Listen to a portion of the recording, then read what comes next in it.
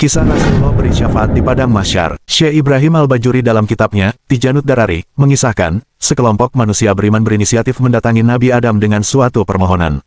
Wahai Bapa Nabi Adam, engkau segala manusia dan diciptakan dengan kekuasaan Allah. Mohonkan kepada Allah agar mempercepat proses ini dan meringankan beban kita ini. Nabi Adam menjawab, aku tidak berani berbicara di hadapan Allah karena waktu dahulu pernah muncul sehingga keluar dari surga. Saat ini aku hanya berpikir untuk diriku sendiri. Nabi Adam kemudian mengarahkan agar manusia mendatangi Nabi Nuh sebagai rasul pertama. Manusia kemudian mendatangi Nabi Nuh dan berkata, wahai Nuh, mohonlah kepada Allah agar mempercepat proses ini. Nabi Nuh menjawab, aku tidak berani berbicara di hadapan Allah saat ini, karena dulu aku pernah berdoa agar Allah menenggelamkan bumi sehingga banjir melanda. Nabi Nuh merasa bersalah dan malu berbicara kepada Allah. Dia hanya mengarahkan agar para manusia menghadap Nabi Ibrahim sebagai kekasih Allah. Berikutnya sekelompok manusia menghadap Nabi Ibrahim. Ternyata Nabi Ibrahim juga mengaku pernah bersalah. Karena kepandaiannya bersilat lidah dia mengaku telah berdusta 3 kali, padahal sebenarnya dia bukan berdusta. Pertama mengatakan, ini Sakim, aku sedang sakit, maksudnya bukan sakit fisik tapi sakit perasaan karena banyak yang melakukan kemusyrikan.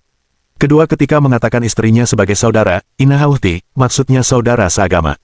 Ketiga ketika menjawab pertanyaan Raja Namrud tentang siapa yang menghancurkan berhala setelah dia melakukannya.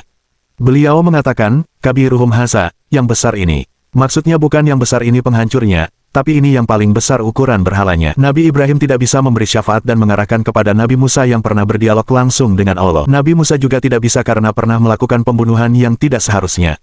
Beliau tidak sengaja hanya melakukan pukulan sedikit tanpa bermaksud membunuh, ternyata orang itu mati. Para manusia kemudian mendatangi Nabi Isa. Dalam dialognya, Nabi Isa tidak bisa juga memberi syafaat karena Isa dan ibunya Maryam telah menjadi manusia jadikan sebagai Tuhan selain Allah. Nabi Isa malu meminta sesuatu kepada Allah.